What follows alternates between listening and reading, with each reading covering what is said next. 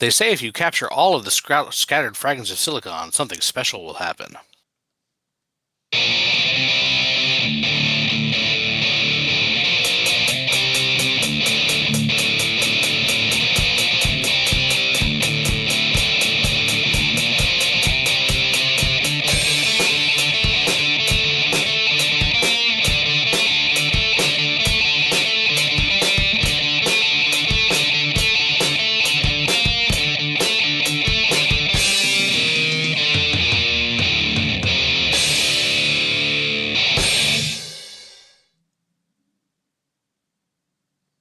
All right, welcome to another installment of the Fragments of Silicon Daylight Interviews. Joining us this week is Aurora Storialis. How is that pronounced? Aurora Storialis. Storialis. Yes. Uh, uh, right. So how are you doing today? Good. How about you? Faring well. Right. So how we like to get started is we like to get to know the people behind the games, the studio, and all of that assorted business. And we begin that journey with this question. What got you interested in video games, both on a personal and a professional level? All right, I can start with that. On a personal level, uh, my uncle had a not Super Nintendo, NES, and I was very bad at playing Super Mario Brothers. And it just sort of ignited something in me. And on a professional level, I had always wanted to make games. I really had I played a lot of games growing up, like a lot of different games. So I started to develop like a taste and like a palette for them.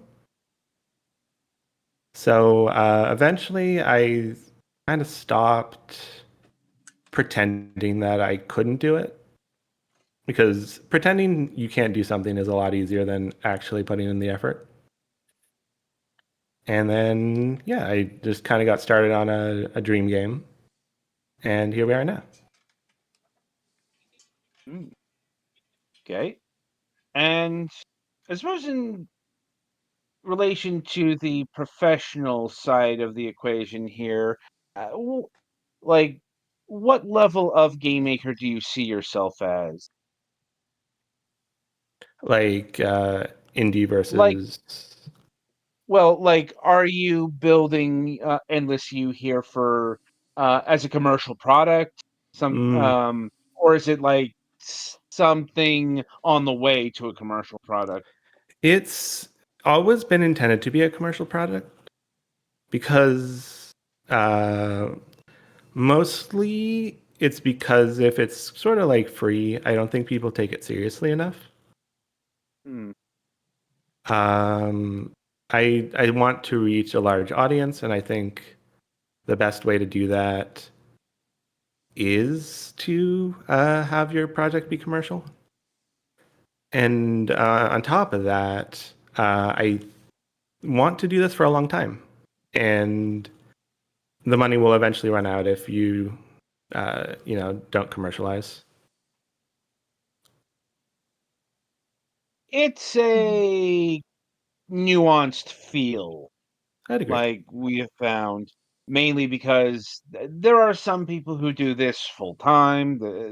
This is their actual career. Some it's a side gig Hmm. of various seriousness.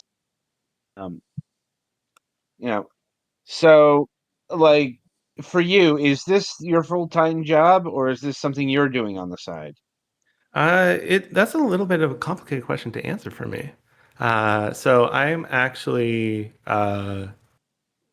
disabled, like medically so, Mhm. and Hmm. so it is kind of a full-time job, but I don't work full-time hours on it. Mm. It's my I think main I it's like my main thing I do, but at the same time, I only have so much capacity. Yeah, and we have a big team, I think, for the size we're at. So a lot of us do work part-time, but it equates to a lot of hours because of our team size. Mhm. And how big is the team? It's 9 people. Like, got to admit, that's more than I was expecting. Yeah, yeah, I think it is a little bit big for the size of development, and it's because we had a community before that. A lot of our team is friends we knew we could trust, and that were on the same page with us. So it felt pretty natural to grow to that size for us. I mean, if it works for you. Mhm. Um, Yeah. Well, we also have like on top of like dev positions, we also have like a business and like legal team member. We have a community manager. We have a composer that's like in-house. mm, So it's not necessarily all programmers or all artists. Yeah, yeah. This is kind of like the contrast to Wednesday's interview. Mhm. But also, this is a lot more formal than a lot of projects that we get. Um, but these are important things. Having a proper legal department covered and so on and so forth is a lot is something that a lot of indies miss. I'd agree with that. I'm like, um, well, all of that technical stuff aside here, when did Endless You start? And how did it start? That's that's a very good question. Officially, the answer is October 2023. That's when I downloaded Godot and started putting uh, like rigid bodies that fell out of you when you died, like little boxes everywhere, making it move when you press a button, that kind of thing. But really, the answer is is a concept that came to me about 12 years ago when I was still in university. Hmm. I'm like, I do wonder where this came from because, right, I suppose for the uninitiated, um, the the elevator pitch version of what Endless You here is, Mhm. what if the many deaths of you were a gameplay mechanic? Yes. As in, you use your undead corpse to get around the level. Or Yeah. That it's interesting because it's only really been done like a handful of times, and I didn't see any of them when I came up with this concept. So, the closest thing I would say this game is like on a mechanical level is Wario Land, hmm, because you don't really die in that game, but like you can get stung by a bee and then your head inflates and then you use that to solve a puzzle, or you can turn into a zombie and that'll get you past certain blocks. Wario So Land 2 and 3 yeah, specifically. yes. Because the other Wario Lands, you can actually die. Yes. Yeah, so it's one of the earlier, well, I guess middle Wario Land games. I think there's only 4. Right. Though even Wario Land wasn't pulling this. This is an idea that's Yeah. way too morbid for Nintendo. Yeah. Though I don't know, I've been seeing a lot of games that are like a little questionable on the Switch these days. So, Oh no, I'm not talking on the Switch. I'm talking yeah, about Nintendo like themselves. Like, mainline Nintendo games. Yeah, this is far too yeah. gruesome. I mean, they do dabble like your Metroids and stuff, but Yeah. I Speaking, speaking could of, I never do. Oh, sorry. I could never see them doing a bright and cheerful platformer where, you have to basically commit suicide over and over again to progress. Yeah, Like, Sometimes there's accidents, and then sometimes it is essentially the framing of suicide. Although you do come back, so maybe Mm. not. Anyway, But yeah, Metroid is actually a big inspiration in terms of our visual development, in terms of our atmosphere, and like the emotions we set out to evoke. emotions? Like, what emotions are you seeking to evoke from this? It's like this feeling of solitude, where it's like kind of the word isolation gets used in our studio a lot, but it's not really like the feeling of isolated as loneliness. It's kind of like a melancholy where you're like alone, and it's not a bad thing Mm. because you only have you and yourself, which is a dead body, I guess. But there aren't any enemies. There's not like dialogue boxes with NPCs, right? It's Mhm. just it's just kind of that pure solitude. Hmm. And it's supposed to also inspire intrigue and emotions that are like ambivalence, I guess, of between certain emotions. But for the most part, it's that feeling of being somewhere you. It's kind of like something is inviting you in, but you know you shouldn't go any further, but you do anyways. Hmm. It's like that as a feeling. That is an interesting range of emotions. Mhm. Um, I am wondering, do you find it harder to convey that given the art style here? Well, the art style is what grounds it to be less Happy Tree Friends. Or like we're trying to stay out of the Happy Tree Friends zone, so you'll notice that there's no blood or guts or, like Mm. nothing too overtly gory. It's an what's it called? An equilibrium. We're trying to strike between cute and morbid. Something similar to how they do it in A Nightmare Before Christmas, or maybe something like The Addams Family. Might be something where it's kind of like there's this Yeah. somewhat balance between this charm and these like the themes of like death and other Hmm. such related themes. Like, okay, that makes sense. Mhm.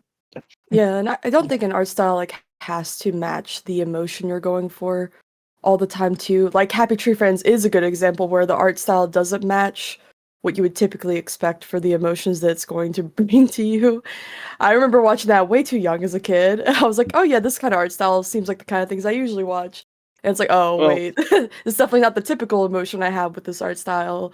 Or, adult yeah, anime, like in general, sometimes people don't associate that with some of the themes or emotions it goes for. I mean, Happy Tree Friends is okay. Philosophically a study of contrast, i.e., what if we took this incredibly cutesy thing and, made it hyper violent and such? It's the same underpinning that South Park has, or if you want a Mhm. video game, Conker's Bad Fur Day.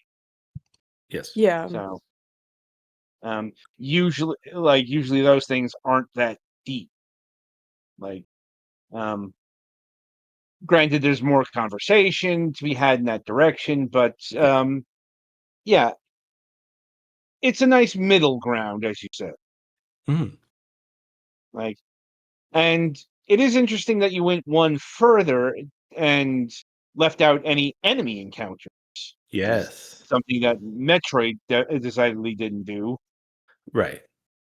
Yeah. So there's like like a twofold reason for no enemies.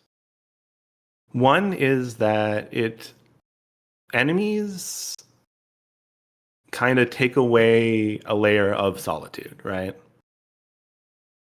Like Metroid does a very good job at having you feel solitude despite that. And then there are also moments in Metroid where you're fighting like Ridley or Kraid where you don't quite feel solitude. That's more like terror or being hunted. But that more leads into horror. But the other reason is it undercuts the idea of the game forcing you to die strategically on your own terms. Because an enemy will sort of like not. You may die to one without wanting to die. And that takes away from like the most core aspect of the game. Right. Okay. I think I see where you're going with this. Yeah. Is the challenge, the obstacle is the level itself. Yes. The character, like the antagonist, is the factory, but it's also the support. Kind of like very early on in development, we started talking about locations as characters. And like in Castaway, I'm sure you all know that. I think that's with Tom Hanks. Yeah, Wilson. Wilson. That. Yeah. So the main antagonist in that is the island because it's stopping. I guess it is Tom Hanks, right? Yes. Yeah, Tom Hanks' character from escaping and going back to his life. But it also provides him with food and shelter and things to make tools. So it's kind of like this moody, like support and antagonist at the same time. So similarly, the 6 factories will have their own personalities in that sense, like not literally. But they're stopping Wick through... Wick is the character's name. They're stopping Wick from progressing through traps and trials and tribulations, but they also provide things like the traps that help them get through it. Presumably, Fable of Souls is behind it. Right. On that note, who is Wick? Like, what is he in terms of like a creature here? Is it a space squirrel or something? Yeah, space squirrel is a great way to describe them. They're called a Sequin. Which is like something I made up. I took a couple Latin words and shoved them together. Essentially, I think their name translates to sky squirrel. That's funny. Yeah, or the namesake Quinn does. Yeah, because their species is like intelligent and lives in like a treetop village. And so Wick has been studying language and is a linguist and can read alien glyphs. So I guess that kind of begs the question about the setting. So the main setting is that it's on this planet that's like not Earth.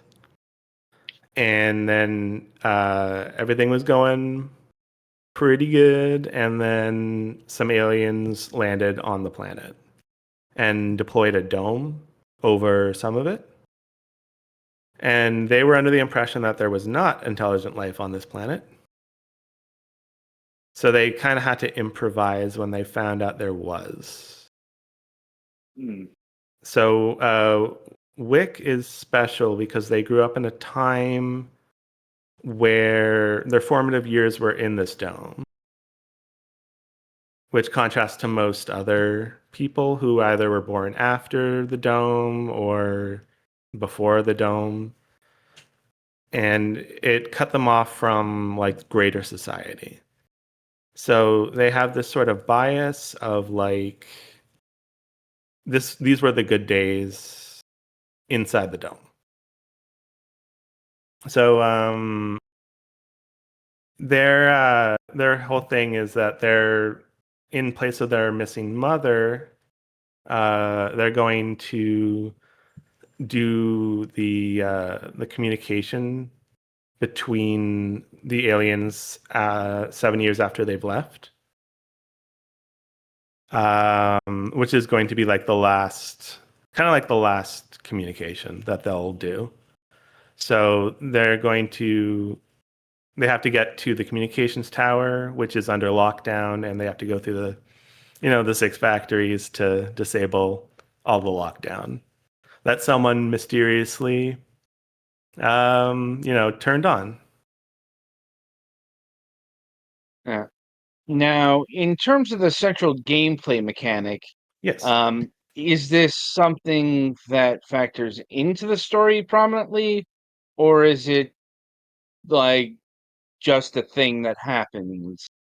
It is factored into the story, and a lot of the story is going to be told through lore objects, kind of like your Hmm. Dark Souls, where you get an object and there's a description. Yeah. There's going to be a similar mechanic there, and there's also going to be like quick journal entries from Wick.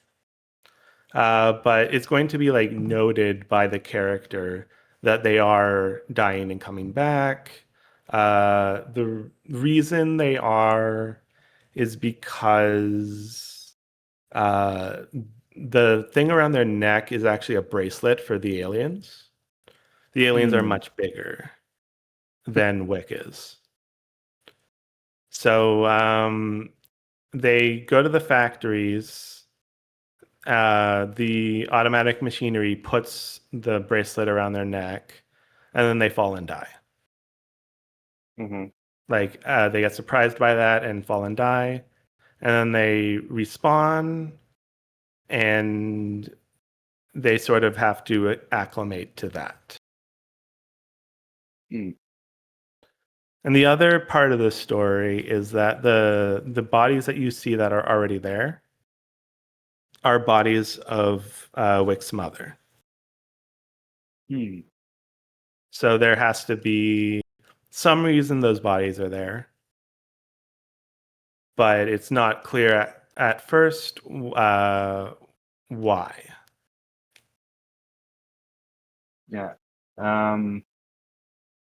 Whimsica from the chat is wondering if the aliens are like a very big sized creature. Yeah, they're, I would say 2 to 3 times the size. They're like lizard aliens. Hmm. They're called Soldacians Mm-hmm.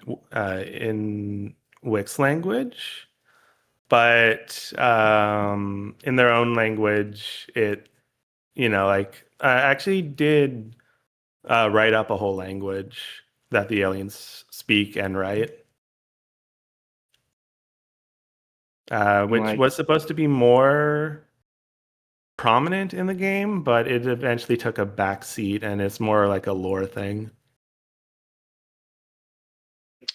like, is that like on the lore objects? Yes, there are alien glyphs on every lore object, and then Wick translates them, and then gives like a personal comment on the translation and the item, and that's kind of how we tell our story.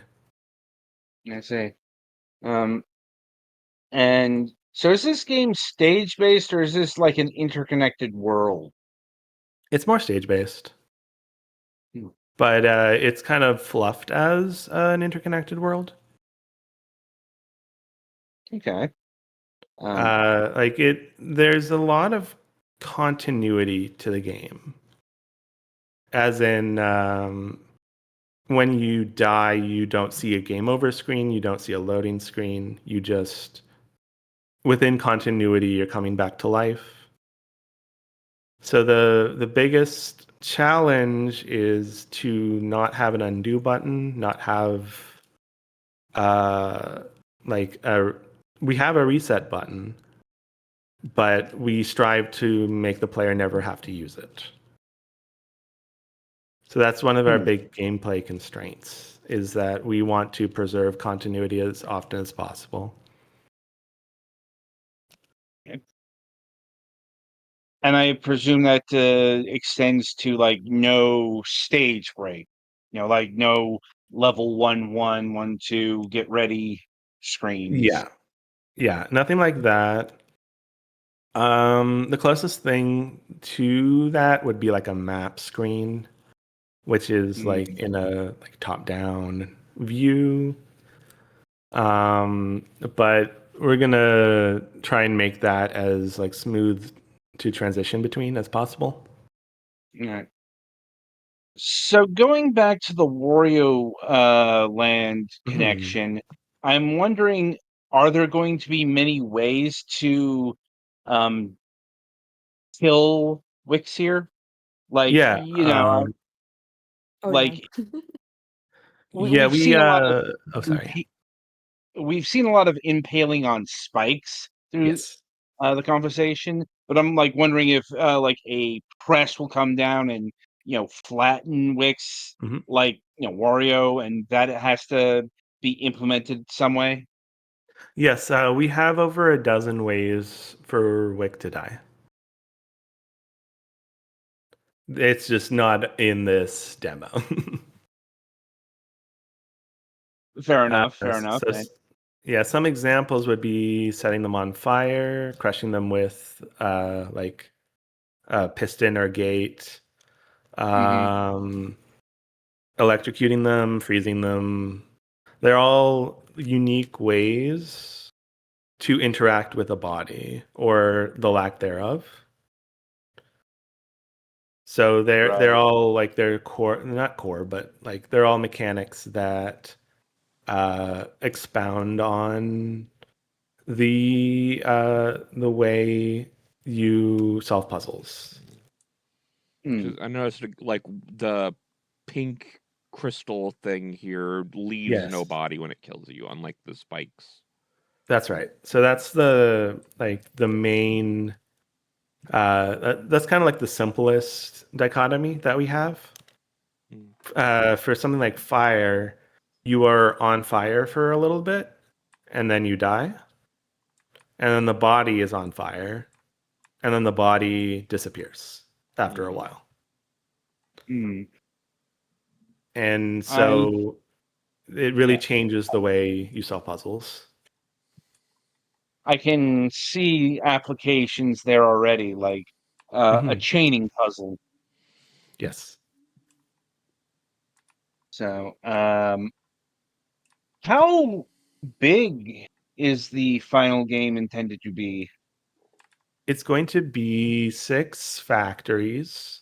So like 6 sets of levels. And then the communications tower, which serves as the player's final exam. So all in all, it should be like 3 or 4 hours. We're not actually sure what it's going to land on time-wise. It can be hard to judge those things. Yeah. Like, But especially, are the lore objects going to be optional, or are they going to be like the main goal?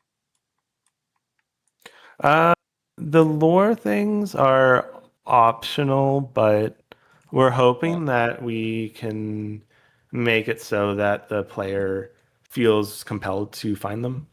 Yeah, and with the intro being in there, I think that'll help a lot to introduce a bit of the story before you even get into the game. Yeah, we're currently working on a lore intro.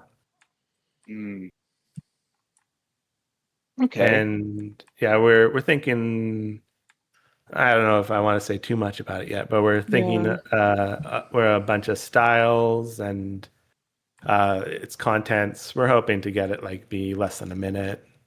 Yeah, I think as people play, they'll want to know, and some people won't. Some people just naturally never want to get to know. Yeah. I've seen people play Hades and not like speed through every bit of dialogue. So even a game that is very store heavy and they put a lot of dialogue in, some people just will run through it. So, and that's okay. Like it's okay to have people that want to experience the game like that, but I think a decent amount of people will be interested in getting to know Wick once they play them a little bit at the very least. And we'll have the option for them, but it's not required. It's not some kind of like thing you've got to get through if you don't want to. I see. You can simply solve the puzzle if you'd like. Yeah.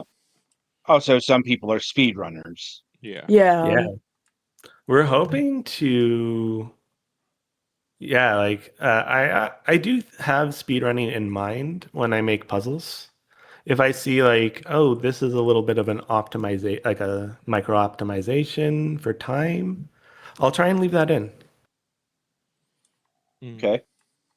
So like there might be an obvious solution, but then there's like, if you're really trying to optimize, then you could use, one less body, one less death to achieve the same result.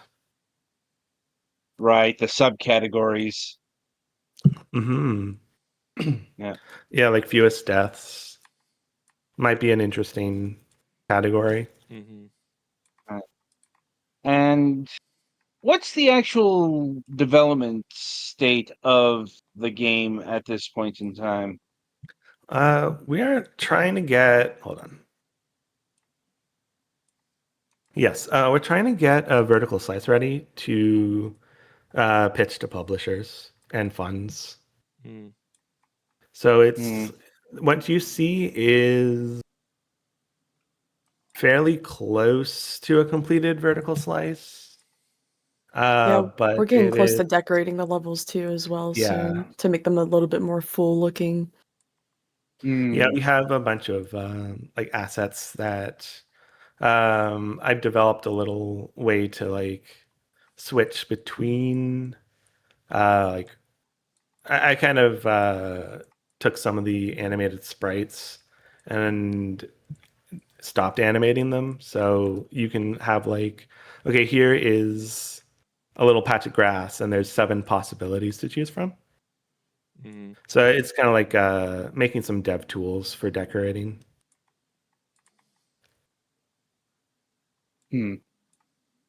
Okay.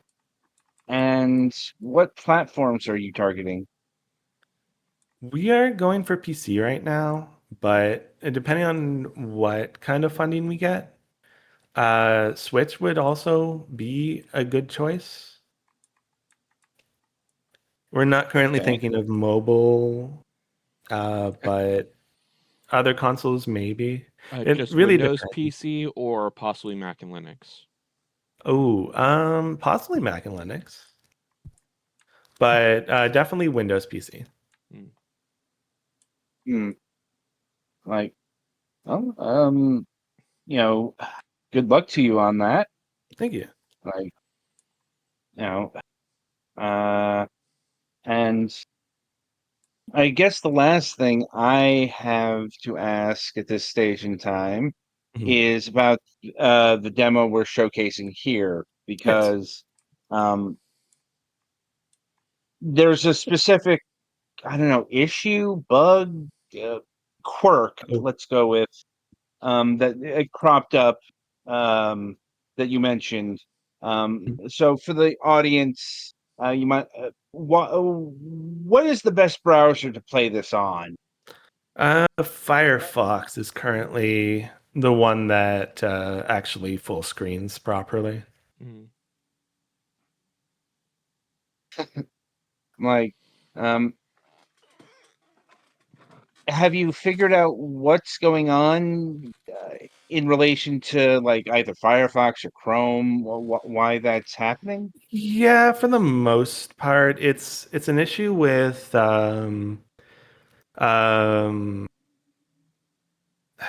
like when you open it in a Godot project that's HTML in itch.io, it comes up with a Mhm. new screen, like a new window. Mm, And when you do it on others, it does not.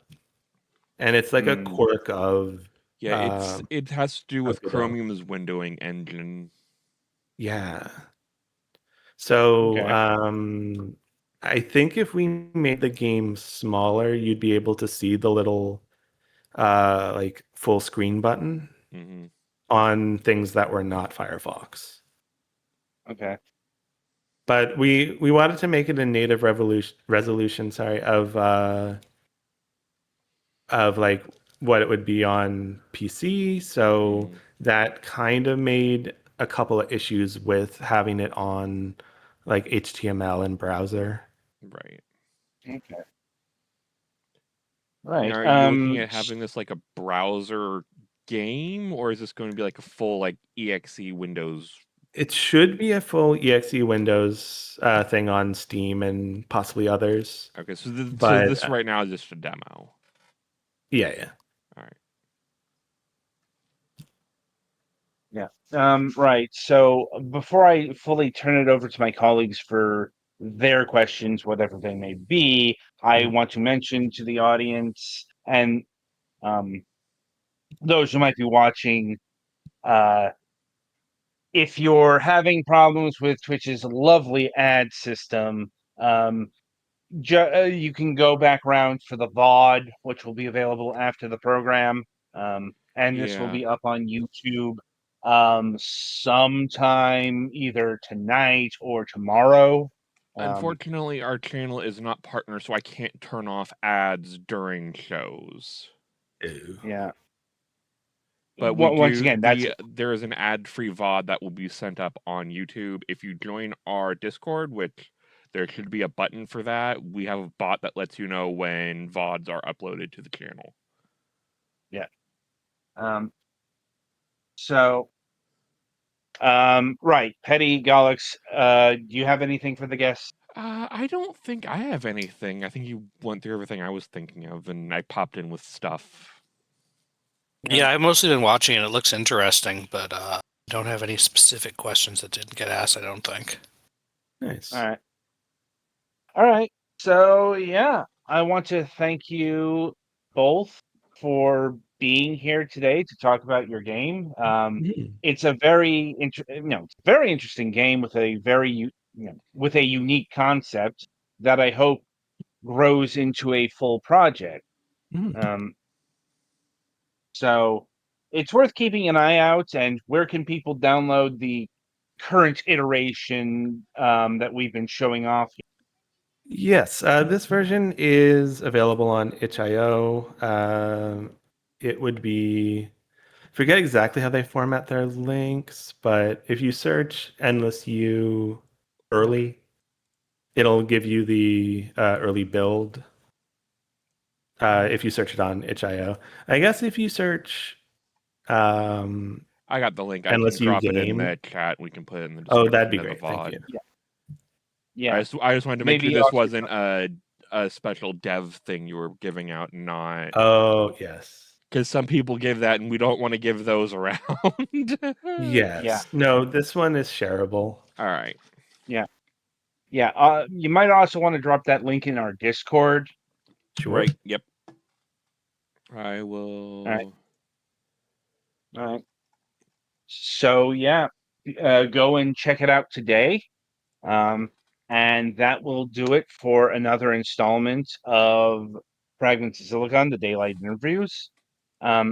Be sure to tune in next time for the Sunday reviews. And if you enjoyed today's broadcast, today's interview, be sure to subscribe, hit the notification bell, all of that lovely business. And until next time, I shall wish you good gaming.